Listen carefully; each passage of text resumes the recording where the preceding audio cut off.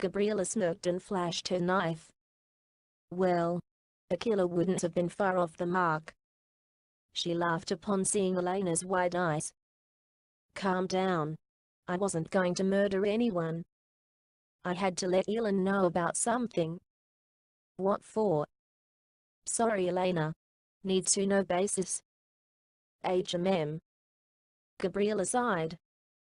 Only people who need to know about this should know about this. Oh. Makes sense. She affirmed. Do you, want me to tell him that you were looking for him? Nah. He's usually in only a few places, so it's no big deal. She paused. Although, you trailing me did force me to try to lose you.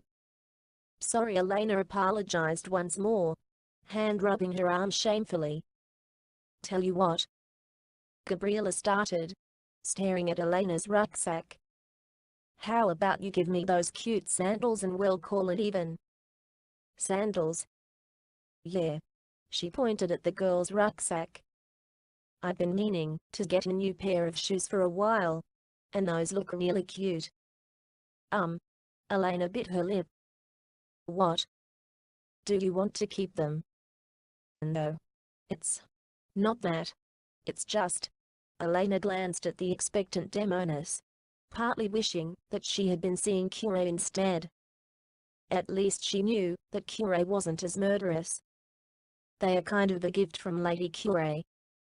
I didn't want them, but she said I could have them, so she might want these back. And they are your sandals, Elena. She looked up. Huh. If it's in your possession, you can do whatever you want with it. It's nice that you have Cure on mind, but trust me, just choose what you want to do. Elena looked back at the ground. Well, Gabriela smiled. And if Lady Cure asks, tell her that I have them, and I'll give them back if she wants to. Are you sure? She asked hesitantly. Yeah. Don't worry. I see her from time to time, so I'll give them back to her if she wants them.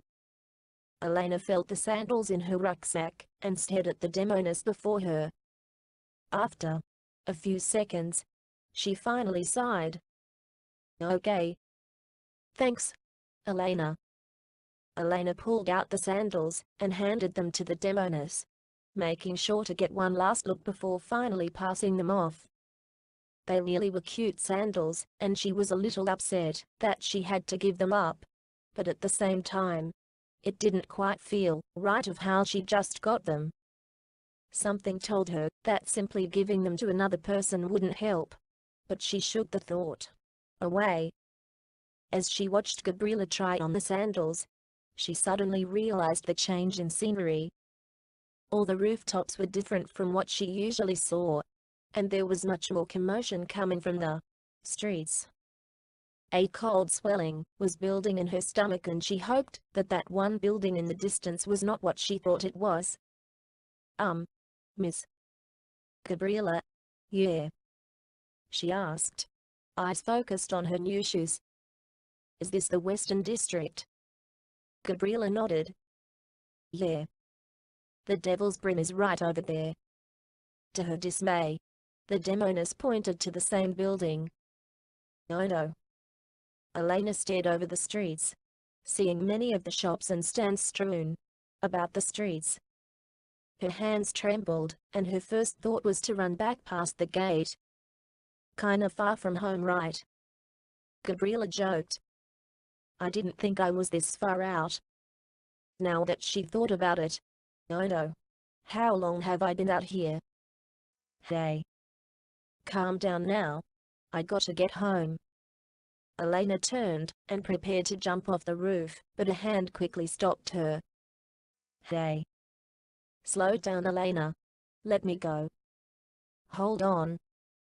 Gabriela easily turned the panicked girl to face her. I figure you might want something to help you get back safely. Like what? She asked, fear evident in her voice. Here. It's not much. but it should help. Gabriella's hand reached behind her back, and her arm soon circled across her shoulder and chest. Something black appeared to stretch out past her shoulder like it was coming off a roll.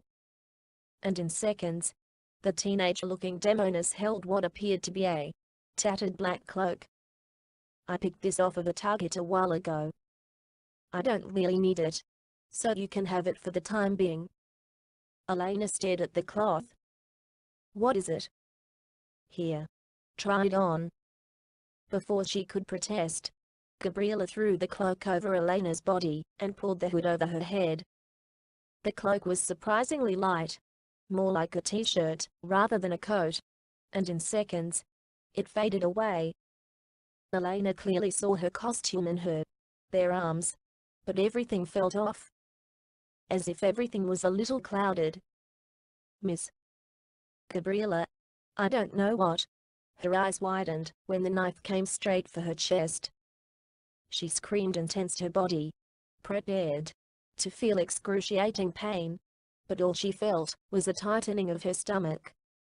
Slowly, her eyes opened to see Gabriella's arm still in front of her chest, but her knife and hand disappeared.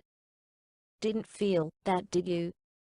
Gabriella asked, retracting her knife's hand from Elena's body. Elena's eyes widened. She didn't feel a thing at all. It was like she became a ghost. "How did the shroud will make you invisible and will let things pass through you, so most of the citizens shouldn't see you?" Elena looked at her hands again. In her eyes, other than the cloudedness, they didn't look any different. "Are you sure?" She soon found her answer in the form of a flying knife. It struck straight for her shoe, but instead of embedding itself into her foot, it clattered off the rooftop and onto the alleyway. "Bro. Be careful though. It will require your soul energy to use effectively," Gabriella added. Elena looked over herself one last time and smiled. "Thanks, Miss Gabriella. Don't mention it. See ya." With that, Gabriella jumped off the rooftop and headed further into the Western District. Elena reached for the hood of her cloak and found her vision returned to normal, just as she suspected. She looked over the streets of the Western District one last time before pulling the hood over her head and jumping off the roof. Just as Gabriella said, no one seemed to see her. People even passed through her.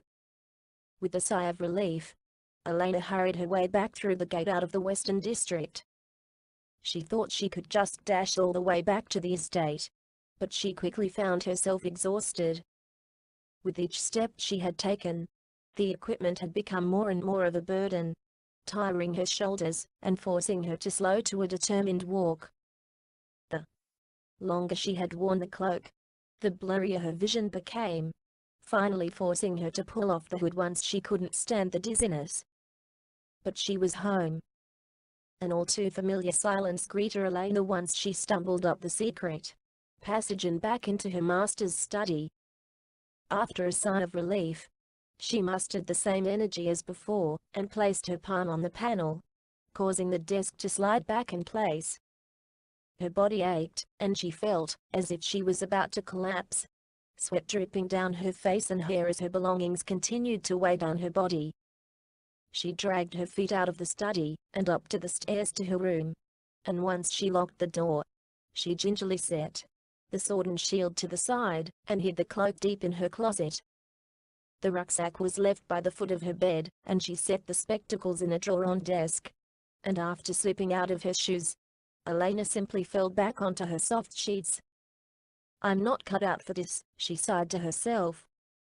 Her eyes slowly closed, and she began to let her mind drift away, finally happy that she got some rest after that tiresome day. However, a dull chime forced her eyes open, and a shocked Elena shot up and off the bed. What now?" she cried. She refitted her shoes and rushed down to the foyer. Her body and soul demanded that she return to her bed and leave the visitor be. But her mind surprisingly overruled them, and once she grasped the handle, Elena undid the lock and pulled open the door.